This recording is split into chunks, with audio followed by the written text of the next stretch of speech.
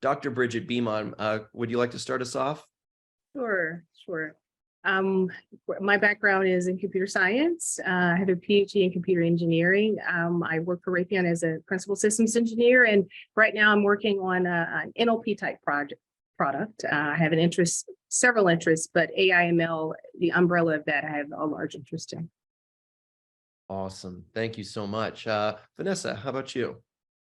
Hi, so my background is in mechanical engineering. My master's is in systems engineering, and I'm currently the associate director for our mechanical systems and externals group out of Oklahoma City for our maintenance, repair, and overhaul engineers. So I've stayed kind of on the production side of the house. The same manufacturing world is what I've kind of always done. Awesome. Thank you for that. And Kelly, welcome. How are you? Great. Good to be here, Hunter. Thanks for having us. I've been at Raytheon for about 18 years. Majority of my time is spent in systems engineering. My background is in computer engineering and my master's is in systems engineering. Spent a lot of time supporting our F-15, F-18 products in various technical roles, requirements development, test verification, you name it. I was a product team lead and been some section managers roles, but most recently, my passion for people and career development, and recruiting has landed me in the technical workforce management and development group, where I lead a few of our diversity initiatives and our pipeline programs within our intelligence and space sector. Wow. Awesome. Well, y'all do so many amazing things. We're going to get into I'm blown away. I'm just like, what did I do today? What is it? I walked my dog, but I'm here to also talk to so many amazing people doing amazing things. Awesome. I'm just humbled to be in the same Zoom room with all y'all. So let's get into the conversation here, and you can jump in. I might call on you. We can adjust. This is a panel. We're on Zoom. We're going to do the best we can. We're going to work through it. But let's jump into what does company culture, or some people might say company values, mean to you, and how does Raytheon define it? Dr. Beamon, would you like to kick us off? Well, it leads, the culture will have an effect on how you feel and how you're valued in the company that you work for. It has to do with, whether you feel like you're stuck or you have some growth potential, whether you feel like you can bring your full authentic self to that. And that's important to me. I think Raytheon is a place where diversity and inclusion is important. So I think they're moving in positive directions in that area. Awesome. Kelly, how about you? For company culture and company values here at Raytheon. Yeah, so, our workforce is composed of, different geographical backgrounds, different cultures, religions, ethnicities, genders, sexual orientation, abilities, and generations, right? So our culture is made up of very different components, right? But for us, our organization is defined by our culture, right? So our organization strives to be great. We're trying to focus on creating a great future, but we're only as good as our people, right? So we rely on our employees to find, new solutions, stay ahead of the competition, and disrupt our way of thinking, our traditional way of thinking. So culture for us is bringing together different people from different viewpoints, different experiences, different backgrounds, so that we make better decisions. I think RTX does a good job at trying to allow people to be themselves and share ideas openly, to reach their full potential through a culture of belonging, right? So we want to make sure that we're fostering a place where our employees want to work, grow, and belong, right? So for that, belonging is the output of our culture and our team dynamic, right? So it's something that we really focus on. And I'll say one more thing before I put it back to you, Hunter. Inclusiveness is really on the weight of our leaders, right? So our inclusive leadership plays a vital role in how we create our safe spaces so that we can have cultural changes, right?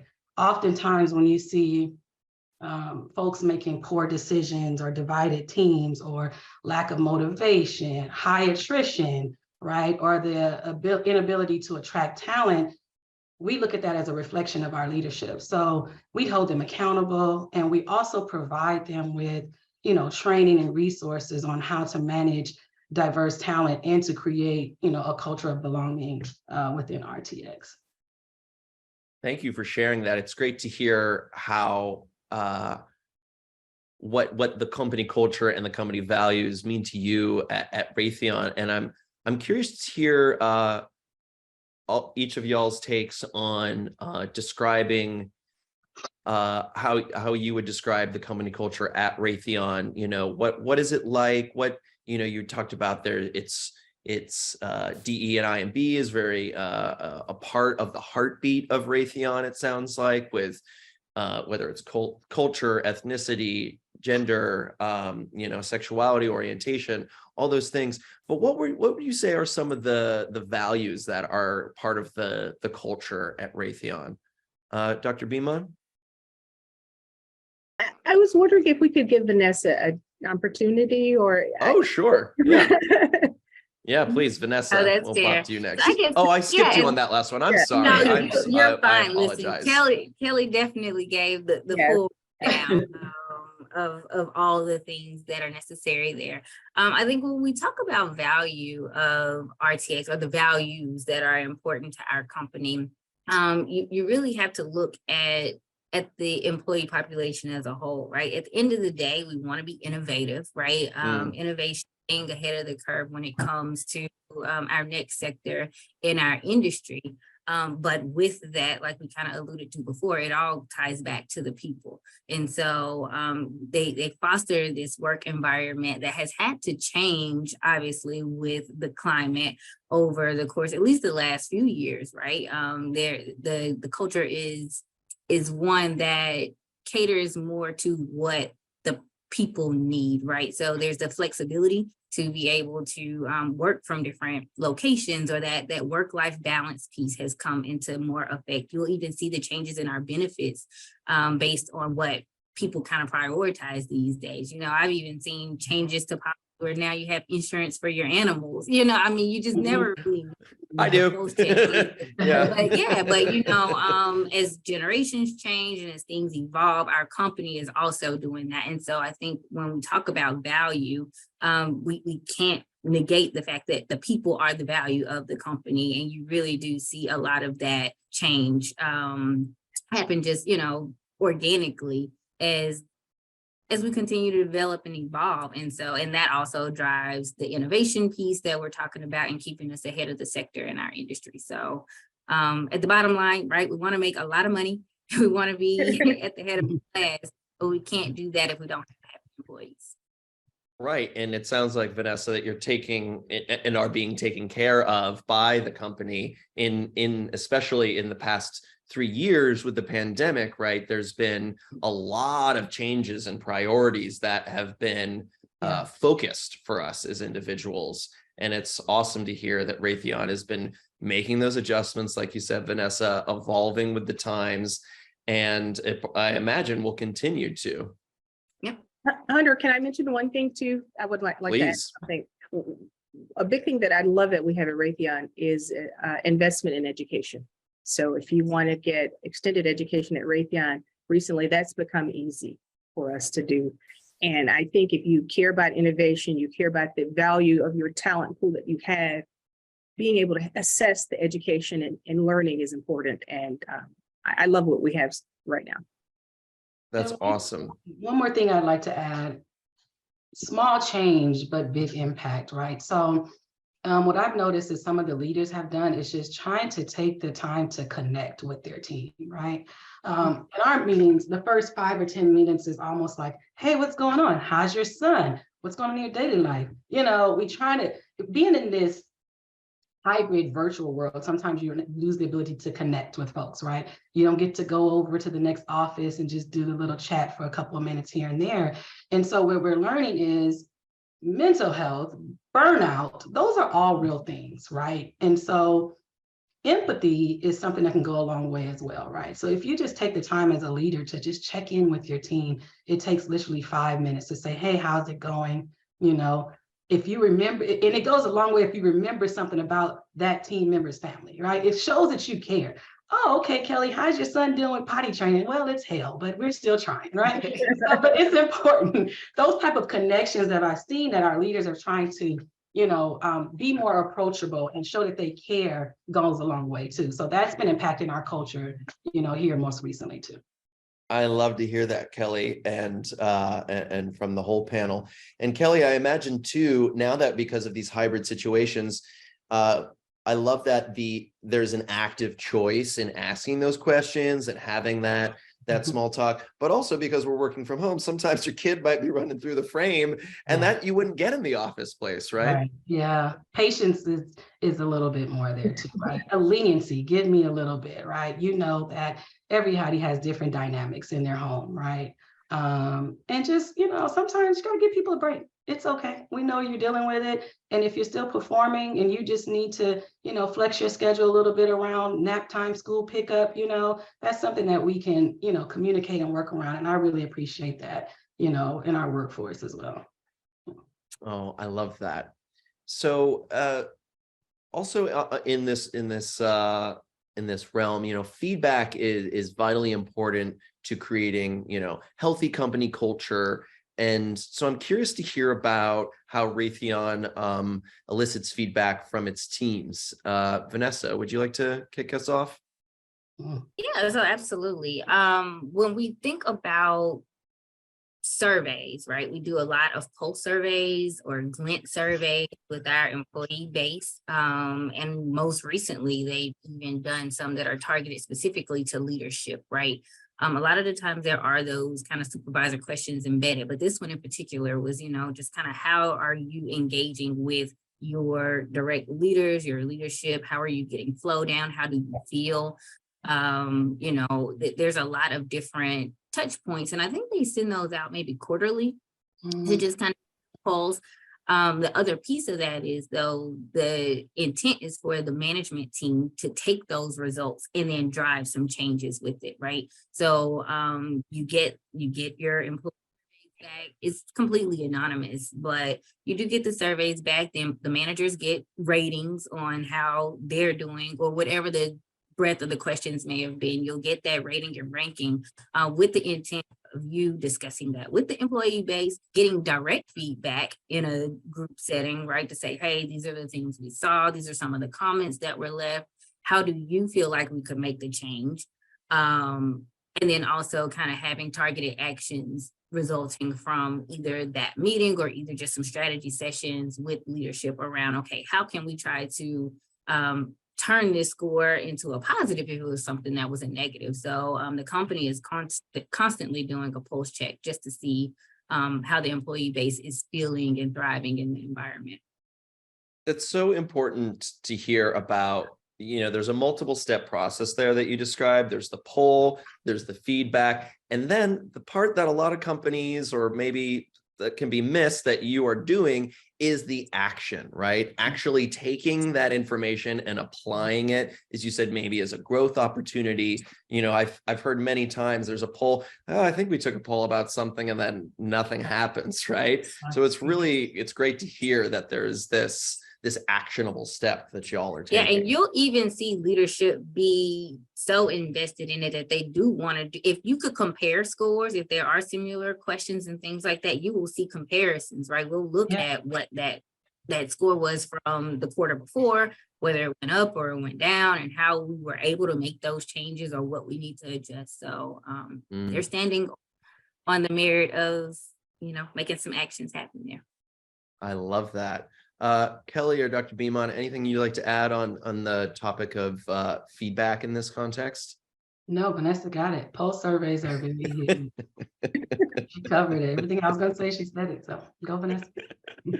Well, you're all on the same page. It's clearly, it's cohesive in the Raytheon family. So that's awesome to hear.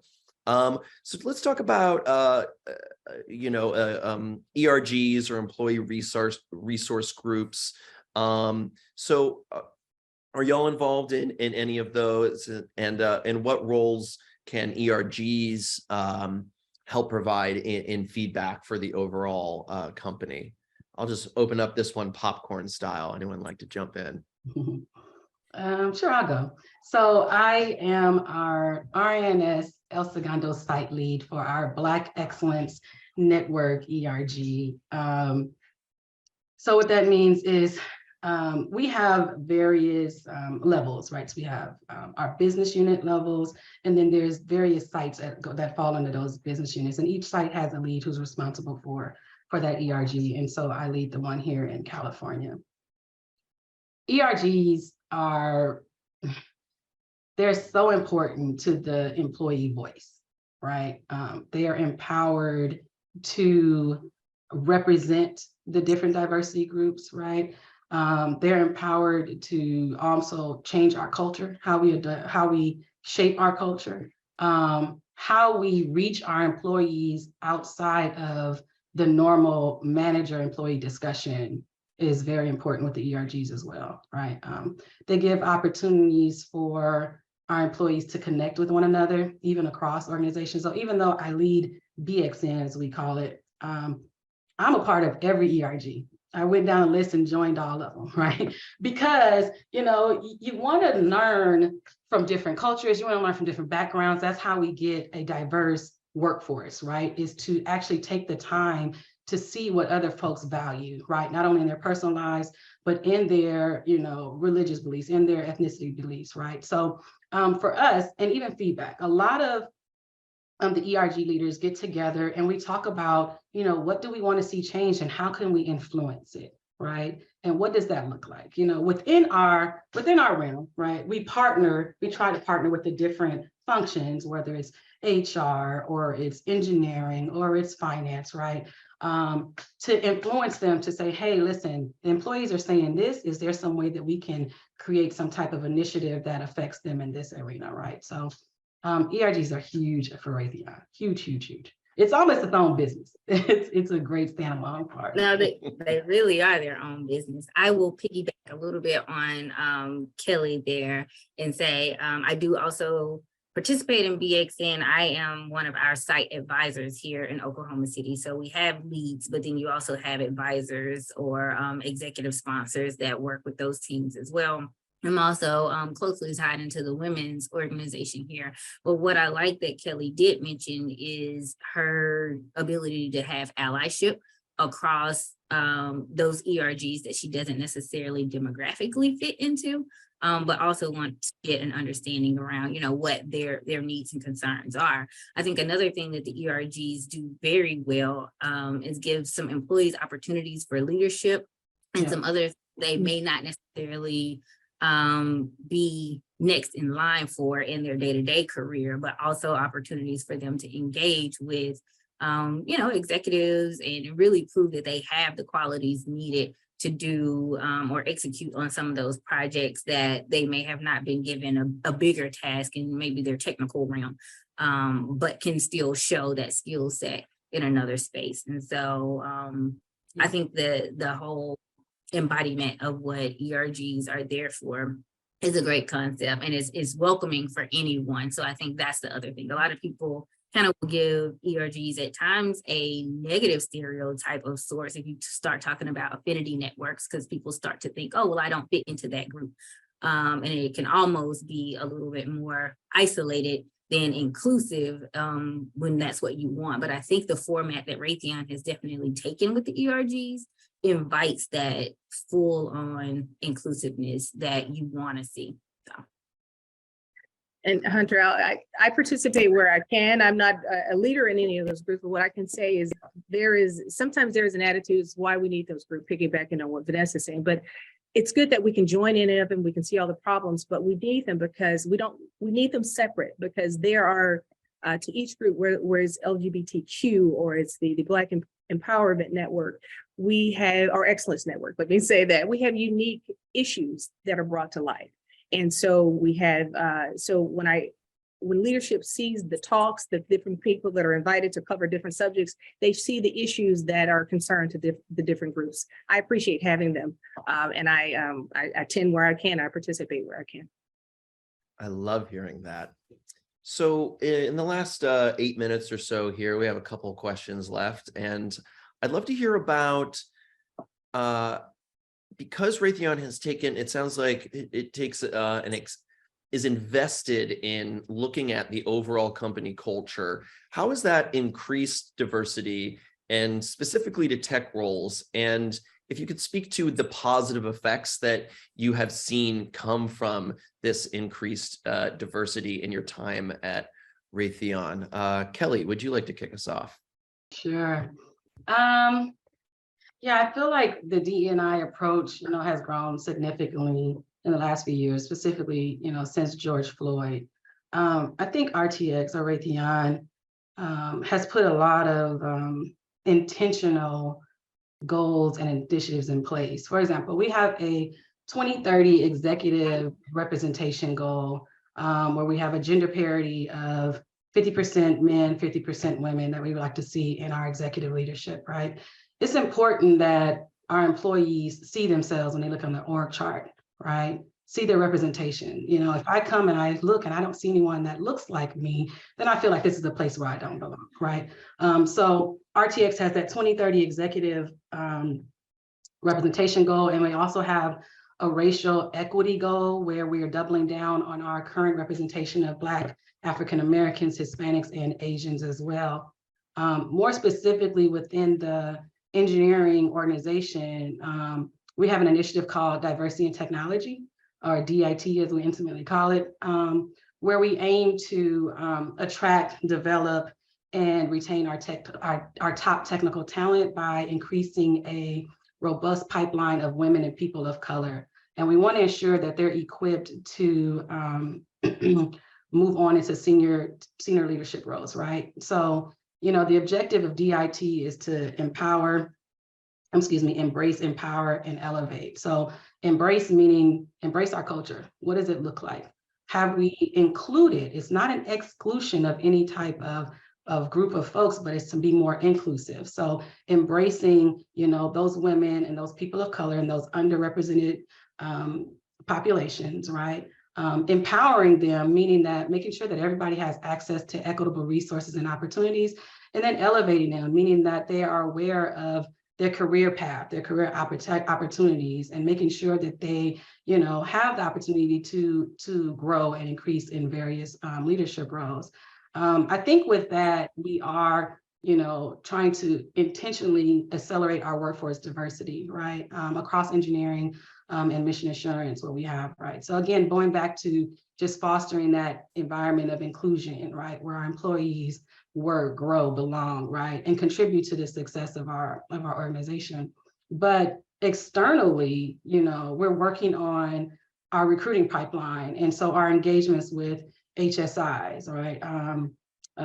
Hispanic serving institutions, or HBCUs, right? Or historically Black colleges and universities, right? So I feel like from that perspective, Raytheon have some very intentional programs in place, and that we are looking to execute on them ASAP and show some success about that. And hopefully it will reflect in our workforce here. So I love that. Embrace, empower, and elevate. That is, I just want to hold that and just, I'm just going to hold that all day today. And that's so inspiring to hear.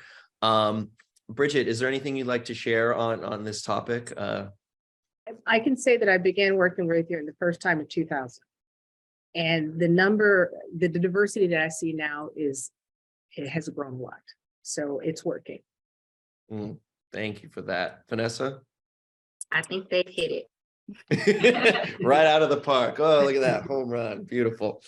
So in the last 5 minutes here, if we could offer up some words of wisdom, some advice, some tips for folks that are looking to create change at their companies, what are some of the first steps you would recommend they take?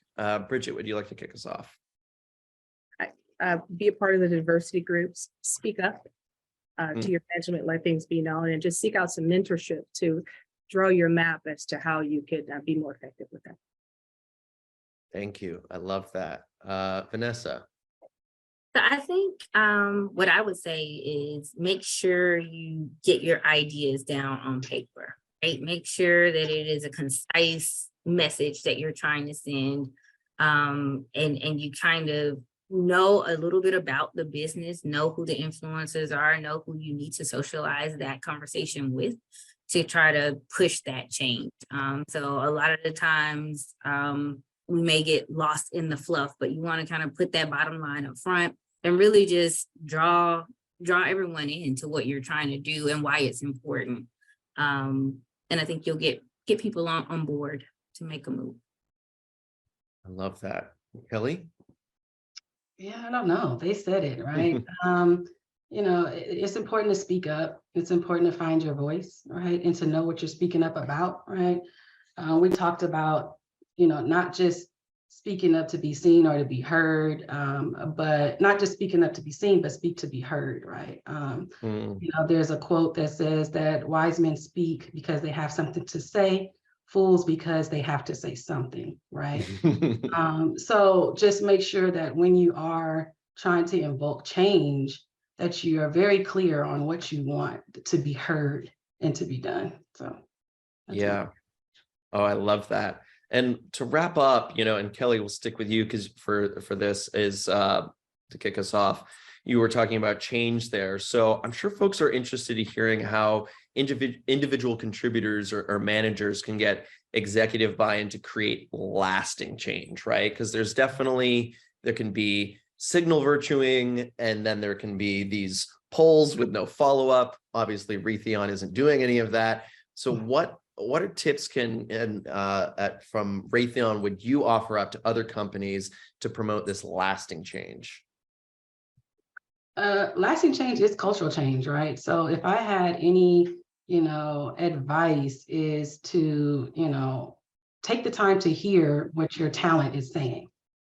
Look at the market and see where you have to adjust to align. We're no longer in a what I call employer market. We're an employee market, right? So a lot of folks that are looking for jobs are interviewing us, right? They're seeing what it is that you have to offer them. Whereas most times, of course, we do have our interview, but at the same time, the questions at the end are more about, you know, where can I grow? Where can I see myself? What does success look like, right, in these roles? So I would say, take off the hat, reverse it, and be open to reverse mentorship. Let your population tell you some things and learn from them. Wow, we're out of time and I wanted to get y'all's take on that, but Kelly, I would say that's the second home run of the talk right there. So thank you so much. Friends, thank you for making the time today. If people want to keep the conversation going with you as individuals or with Raytheon, what's the best way to reach out? Bridget, we'll start with you. I would say email me. And LinkedIn, perhaps. LinkedIn is another way that you could reach me, but yeah, look me up on LinkedIn and all of my information is there. Awesome. Thank you so much. And Kelly? Same, LinkedIn. Yeah. Connect. Yeah, same here. That's my Vanessa's going to be like TikTok. No, just kidding. Here's my handle. Let's go. Well, thank you so much for making the time today. I really appreciate you all, and I hope you have a great rest of your day. Thank you so much. Thank you. Bye-bye. Take care. Thank you. Take care now.